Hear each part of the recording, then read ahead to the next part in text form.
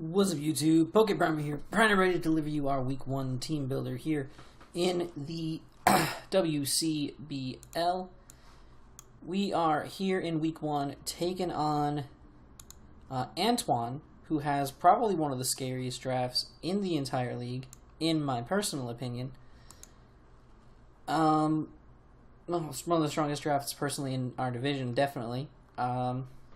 We're taking on Antoin and the Johnson City Jellicents. As I pull up the document to make sure that I'm not getting that entirely wrong. Yes, Johnson City Jellicents. And his team. Oh, his team. Oh, he's got a team. Oh, does he have a fucking team? Jesus. His team consists of Celesteela, Tangrowth, Kyurem, Silvally, Golisopod, Alolan Raichu, Mega Audino, Toxapex, Hoopa Unbound, Talonflame, and Golurk. Hoopa Unbound and Raichu are his Z users. God, this team. Couple things to note. First of all, Hoopa Unbound is disgusting. It is scary. I understand why it's been unbanned, because there's a lot of things that just blow it back now. But that doesn't mean I don't fear Hoopa Unbound. A lot. He does have the Growth Pex Regen Core, which is extremely annoying to deal with. Is probably one of the most difficult Regen Cores to break, in my opinion. Going to be really, really difficult for us to break it as well. We don't exactly have anything that just breaks it outright by itself. But yeah, so that's where we're at now. Yeah, not really looking forward to this matchup, as well as Mega Audino, which is one of the most disgusting Wish Passers he could possibly have on the team, to back up that Regen Core on top of Celesteela. Ugh. Plus Kyurem, because he's like, of course he has a fast base 95 ice type that's also a dragon. So that's a thing. Now, other than that, his team's pretty alright. Silvally, it's going to be interesting to see if he brings Silvally, what type he will go with. Silvally's actually his only form of hazard removal that I can directly see with my eyes, unless Talonflame got defog in this generation, but really, who's bringing defog Talonflame? Anyway, but yeah, if we can get rocks up and get them to stay up in this match, then I think we have a very good chance of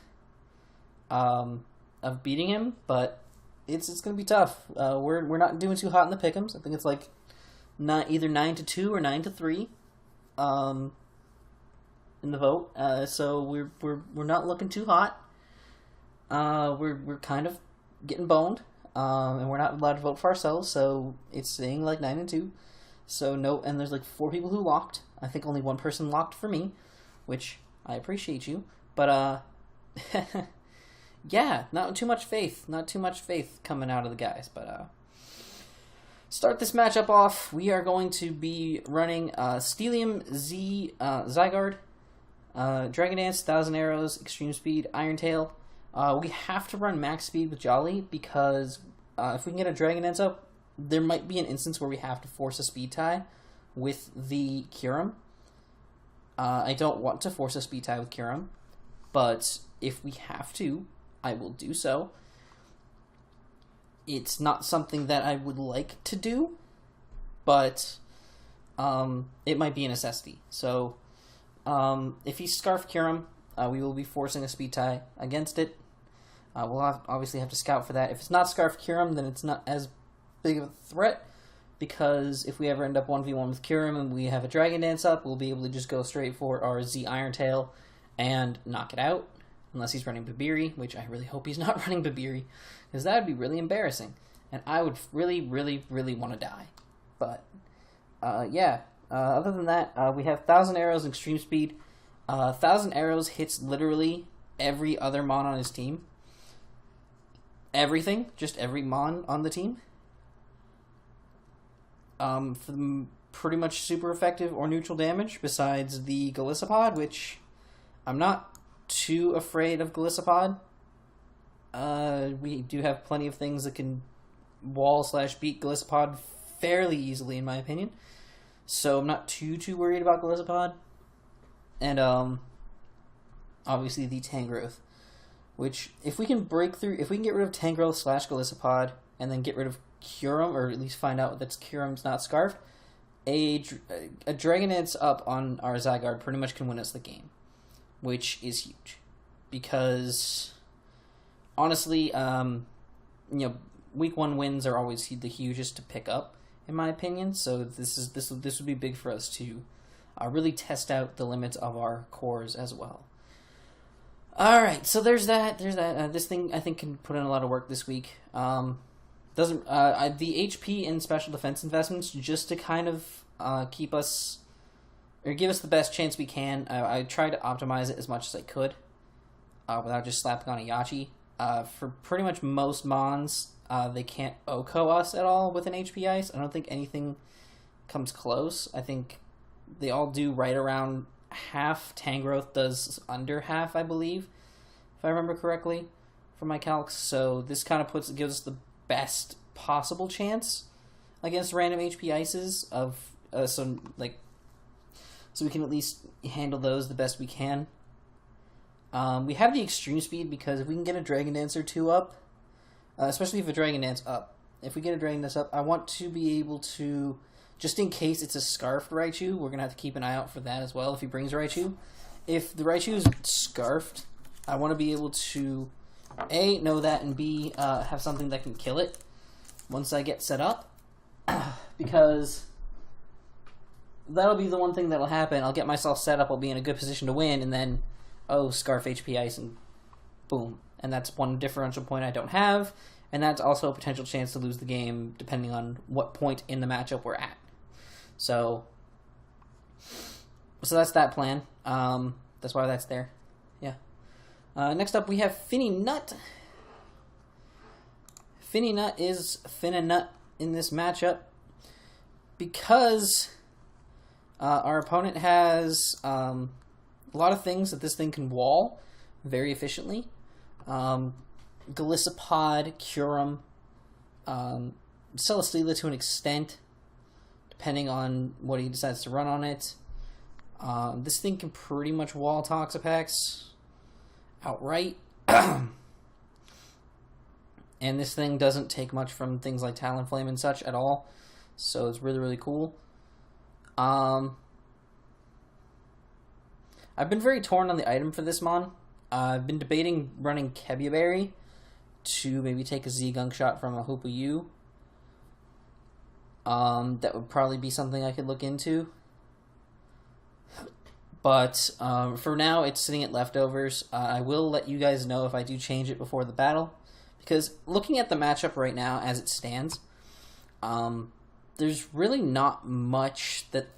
there's just not much that threatens it. It's like Raichu and Hoopa are the two things on their team that I feel threaten Tapu Fini the most, personally. Because Hoopa can just fire off a Z-Gunk shot and say, hello, how you doing, friend? Or the Raichu can just Thunderbolt the hell out of it.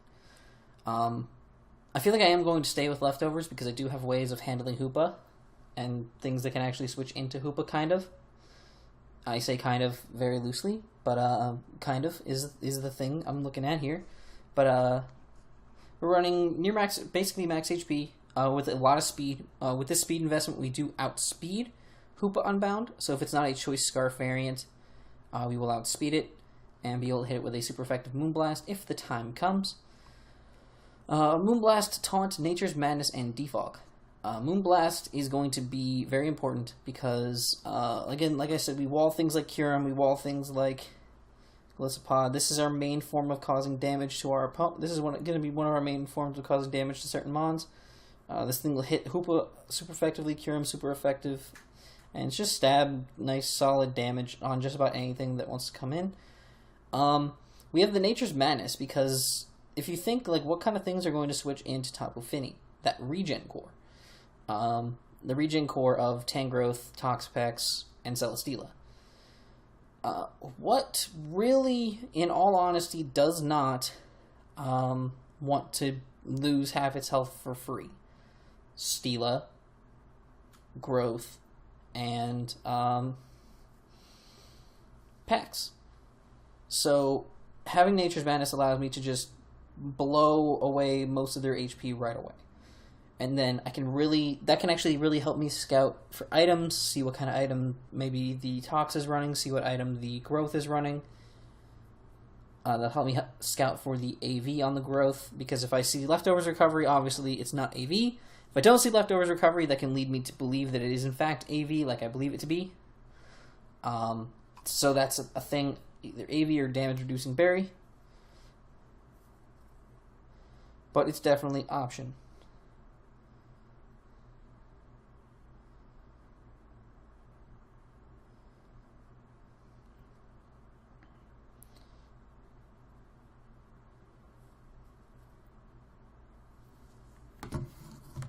So that could be very useful. Taunt is to keep them from recovering directly in front of me, so if they want to gain their HP back, for example, like obviously if Growth is AV, it's not going to be able to click like Synthesis or Recover or something, but Taunt allows me to shut down potential Leech Seeds on the Celesteela, because I could see it coming in, taking a Nature's Madness, and then trying to fire off a Leech Seed, either predicting me to switch, or something along those lines, so I can fire off the Taunt there, and then I can freely switch into something else without worrying about getting Leech Seeded. Or I can taunt the Toxapex and force it to either keeping it from getting up a Toxic Spike, or keeping it from clicking Recover, or something along those lines, which could be really, really useful. And then I have Defog, because there is the potential for the Toxic Spikes from Pex. There is also the potential for Rocks on Golurk, Spikes on Golisopod, and stuff like that, and I just kind of want to keep those things out of there. I really didn't have a fourth move that I wanted to go with here. Part of me wanted to run Surf, part of me wanted to run Scald, but I just couldn't justify it, and honestly, I didn't want to take the chance of having no hazard removal on my team for this week. I just didn't want to take the chance, in all honesty. I mean, could I maybe go without it? Probably. Looking at the matchup, I don't really see Rocks coming. My team's not weak to Rocks at all, so I'm actually going to change that right now. I don't really feel like I need Defog. No. I am going to bring it just in case he's able to get Pex in and get up a Toxic Spike, because I'd rather... Yes, all my mons are grounded, and none of them will be affected by the poison in the Misty Terrain, but if there's a turn that there's no Misty Terrain, or I get killed, or Finny goes down, I'd rather have the opportunity to fix the problem. So yeah, we're going to keep it. Next up, we have 2 thick Ardeoxys Defense, Recover, Taunt, Toxic, and Psychic. Just a mixed defensive set with Calm Nature, 92 EVs in the Spadef, with everything else going into physical defense. That special defense, what is that special defense for? Really, this is meant to be like an alternative switch into things like Audino, things like Tangrowth, things like the Celesteela and stuff for the special variants. This thing's just an overall good switch into a lot of things. Recover is our main form of recovery, obviously. Just to keep this thing healthy with its leftovers and recover. This thing's gonna be very hard for them to kill. This is the only reason why I believe that something like Golisopod might come, just because with Misty Terrain plus this kind of fat mon, it's gonna be really hard to break through this, because it just has the ability to not be statused and also just live 9,000% of things. So having Golisopod, a strong bug type that can break through me, would probably be something he want to do. Also, Hoopa is almost an obvious bring in this matchup. I think Hoopa definitely is coming, and Hoopa is something that will threaten this pretty greatly. I debated running something like Signal Beam on this, but Signal Beam plus Colbert or something along those lines. But at the end of the day, I just didn't feel like that was super worth it. because at the end of the day I have switch-ins to Hoopa, and I need the Psychic. Because I have Recover, Taunt, Stealth Rock. I have Taunt and Psychic because, especially in Misty Terrain, this is a good way to 1v1 Toxapex. I can completely beat Toxapex with this Mon, 100%. Because we'll be able to shut down its main forms of recovery while also being able to hit it with super effective Psychics, which is nice. So, it's just a way of, like, Taunt on our team this week is very, very important. That's why I'm running it so far on 2 of our Mons. Because the main Mons on his team are all just fat things that recover and do annoying statusy things the whole fucking match. And I just want to shut that down as soon as possible because I need it shut down. So, that's the plan there. And then obviously I want Rocks up because, you know, he does have Talonflame, he does have Curum, which are both weak. He does have a Galissapod as well with its emergency exit, which I'd certainly like to take advantage of. And obviously those fat Mons don't like to keep coming in. Like, yes, they swap out, especially the regen ones. They get that 33% back. But they're coming back in and they're losing another 12. So really they're only gaining back 20% of their HP on every switch out, which actually in the long run could matter in potential KOs and such. Put things in range of where I might be able to just finish them off, which is a good thing in my eyes because I don't like dealing with these kind of cores. This is going to be a very long game. I fully believe this is just going to be a one-and-done, 20-turn stomp on one side. I think it's going to be a very, very long, drawn-out, painful match. That's the simple way of putting it. It's going to be a long one. So, brace yourselves now. This is going to be fun. And I use the term fun loosely. Yeah, this is going to be an interesting match, to say the very least. It's going to be... So, I need to have the right Mons to last the length of this long match. That's why also having a Mon with pressure like Deoxys defense does have will be very, very useful in beating down some of these bulkier threats. Next up, we have our first real offensive Mon in Speed Boy the Jolteon. Volt Absorb, Expert Belt, Max Special Attack, enough speed, outspeed, Talonflame, and then just threw that last little bit into HP. This thing against his team does so much work. Outside of Curum, and obviously whatever Silvally type it is, this thing does, and Megaudino, because Megaudino's just fat. But other than that, this thing does ridiculous damage to everything on his team. We have Volt Switch, Thunderbolt, Shadow Ball, Signal Beam. Volt Switch / Thunderbolt hits Steela, Signal Beam for Tangrowth. We have the Volt Switch or Thunderbolt for the Galissapod, Shadow Ball or Signal Beam for Raichu, Thunderbolt or Volt Switch for Toxapex, Signal Beam for the Hoopa, Thunderbolt for the Talonflame, Shadow Ball for the Golurk. This thing hits everything on his team for the most part significantly hard. And a majority of those things that I listed are things that I definitely feel he's bringing to this match. So Jolteon is just good this week. It's just really solid and can do a lot of work. And I'm really, really hoping it can put out the damage that I think it can. So, fingers are crossed on that one. Definitely.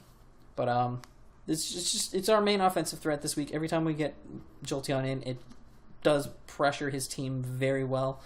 So we'll see what happens.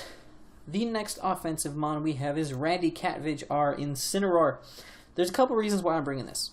First, there's a Celesteela, there is a Tangrowth, both of which I want to Flare Blitz.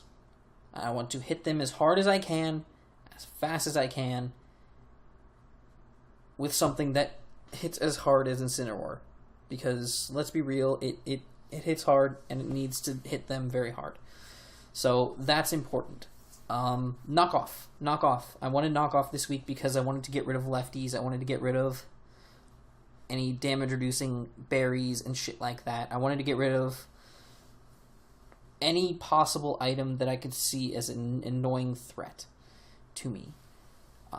Ironhead. Ironhead's actually just a filler move. I'm going to be completely honest. I was just running the calcs, and it doesn't do as much, but like I had nothing else to put in that slot. So there you go.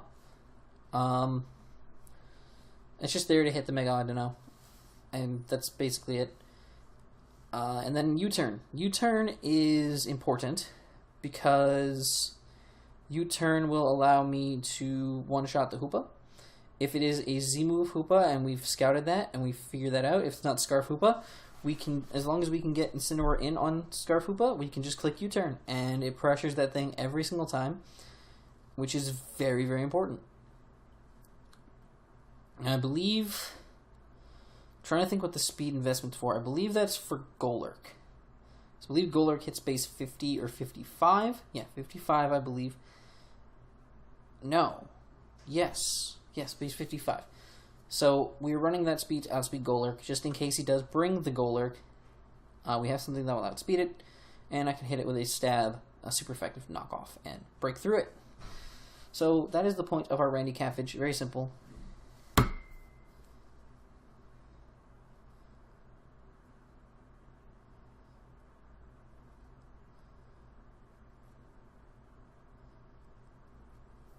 Yeah.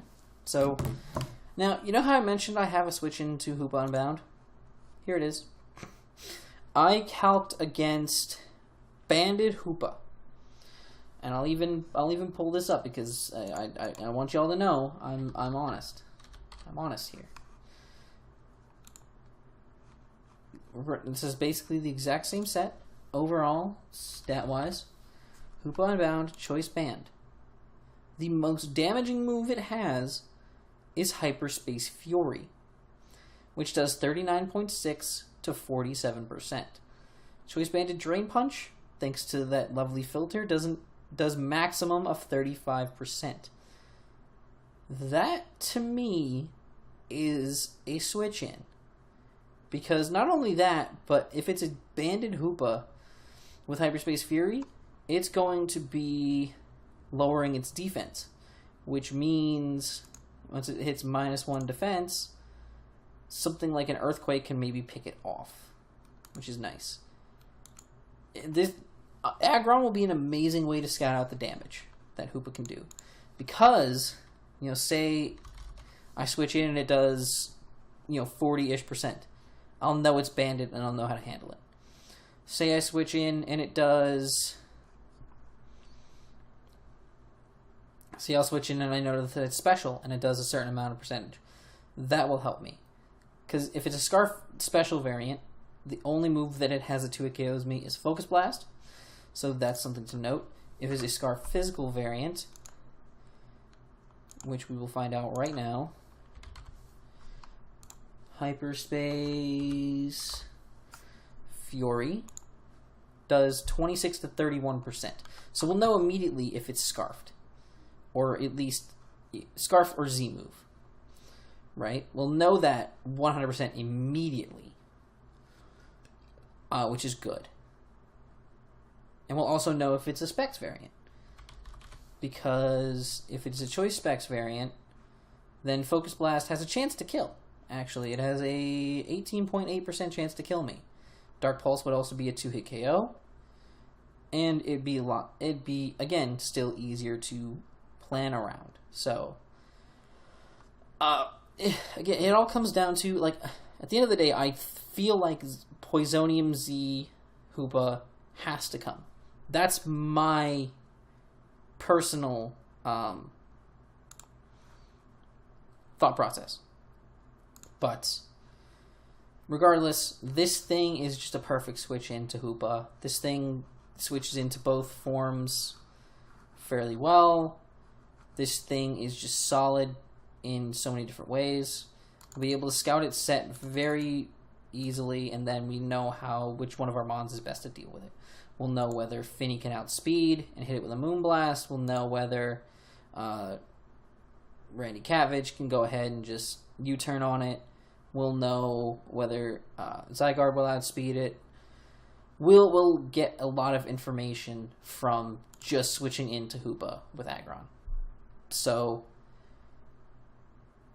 you know, Aggron is probably going to be more than likely my lead, just because of the simple fact that I want to be able to Mega Evolve it as fast as possible, so that I have it in its Mega form to be able to easily switch in to Hoopa late game.